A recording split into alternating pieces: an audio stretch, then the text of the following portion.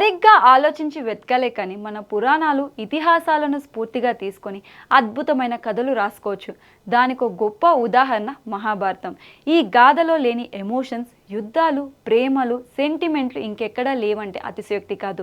అందుకే మణిరత్నం పలుమార్లు దీన్ని స్ఫూర్తిగా తీసుకొని మాస్టర్ పీస్ అనిపించుకున్న సినిమాలు తీశారు. అందులో అగ్రసింహాసనం అందుకోదగిన కల్ట్ క్లాసిక్ తలపతి. 1990. దర్శకులు మణిరత్నం మామూలు ఫామ్లో లేరు. మౌనరాగం, నాయకుడు, ఘర్షణ, గీతాంజలి, అంజలి ఒకదాన్ని మించి మరొకటి ప్రశంసలు వసూలు దక్కించుకుంటున్నాయి.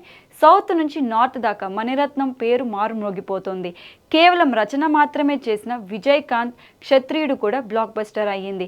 కమల్ హాసన్తో మూవీ చేయాలన్న కోరిక నాయకుడితో తీరటంతో మణిరత్నం టార్గెట్ రజనీకాంత్ అయ్యారు.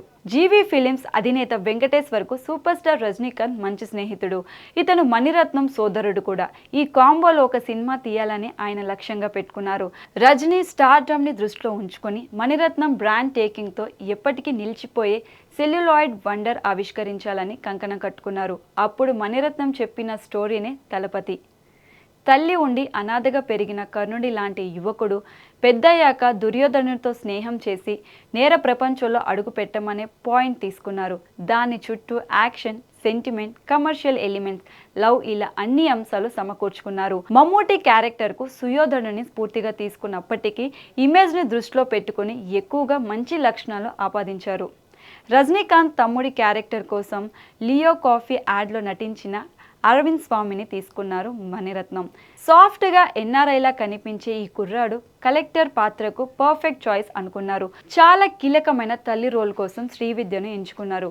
ఈవిడ రజనీకాంత్ కంటే కేవలం 3 ఏళ్ల చిన్న వయసు కావడం గమనార్థం. శోభన ఒక హీరోయిన్గా మరో డీ గ్లామర్ రోల్ కోసం భానుప్రియ ఫిక్స్ అయ్యింది. ఇళయరాజా అద్భుతమైన ట్యూన్స్ ఇచ్చారు. చిలకమ్మ చిటికేయంగా పాట బీబీసీ వరల్డ్ టాప్ 10 పాపులర్ సాంగ్స్లో 4వ స్థానం దక్కించుకుంది. అప్పట్లో ఆడియో హక్కులు లహరి సంస్థ 72 లక్షలు కొనుగోలు చేయడం all time record. Cassette hot కేకులా అమ్ముకుపోయాయి. సింగారాలు పైరుల్లోన మాస్ని ఊపేస్తే సుందరి నేనే నీవంట, ముద్దబంతి పూచేనులే మెలోడీ లవర్స్ని ఊపేసింది. రాజా కెరియర్లోనే Thalapathi one of the best album అయింది. ఆడజన్మ ఎన్ని శోకాలో అనే విషాద గాథం సైతం మళ్ళీ మళ్ళీ వినేలా కంపోజ్ చేయడం ఇళయరాజాకు మాత్రమే సాధ్యమయ్యే మాయాజాలం. దళపతి తమిళ వర్షన్ 1991 నవంబర్ 5న భారీ అంచనాల మధ్య రిలీజ్ అయింది. తెర మీద రజనీకాంత్, మమ్మూటిల ఫ్రెండ్షిప్, కెమిస్ట్రీకి ప్రేక్షకులు మంత్రముగ్ధులయ్యారు. ఇద్దరు చేసేది నేరాలే అయినప్పటికీ ఇవి మంచి కోసమే పాయింట్ని ఆడియన్స్కి రిజిస్టర్ చేయటంలో మణిరత్నం చేసిన స్క్రీన్ ప్లే మ్యాజిక్ గొప్పగా పండింది. స్నేహం కోసం ప్రాణం ఇవ్వడం అంటే ఎలాగో రజనీ పోషించిన సూర్య పాత్ర ద్వారా చూపించిన వైనం గురించి 2 ముక్కల్లో చెప్పడం కాదు, ఏకంగా ఒక పుస్తకమే రాయొచ్చు. తెలుగు వెర్షన్ అదే నెల నవంబర్ 21న విడుదలైంది. చాలా కష్టమని మిత్రులు వారించినా సరే సినిమా మీద ప్రేమతో మమ్మూటి స్వంతంగా డబ్బింగ్ చెప్పుకున్నారు. తప్పులు ఉంటే క్షమించమని పత్రిక ప్రకటన ఇవ్వడం చూసి జనాలు నివ్వెరపోయారు. అంత కమిట్మెంట్ అప్పట్లో కొందరు టాలీవుడ్ స్టార్లు సైతం లేదు. ఇదే వారసత్వాన్ని అందిపుచ్చుకున్న మమ్మూటి వారసుడు దుల్కర్ సల్మాన్ సైతం తెలుగులో తన స్వంత గొంతుతో వినిపించడం గమనార్థం.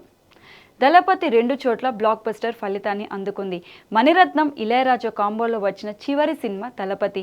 ఏవో విభేదాల వల్ల ఇద్దరు విడిపోయే పరిస్థితి రావటంతో మణిరత్నం తన తర్వాతి సినిమా రోజా కోసం ఏఆర్ రెహమాన్ అనే కొత్త కుర్రాడిని ఇండస్ట్రీకి పరిచయం మరో చరిత్రకు దారితీసింది.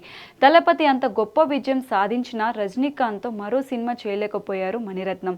ఫ్యాన్స్ పదే పదే కోరుకున్నారు, కానీ వాళ్ళకది కలగా మిగిలిపోయింది.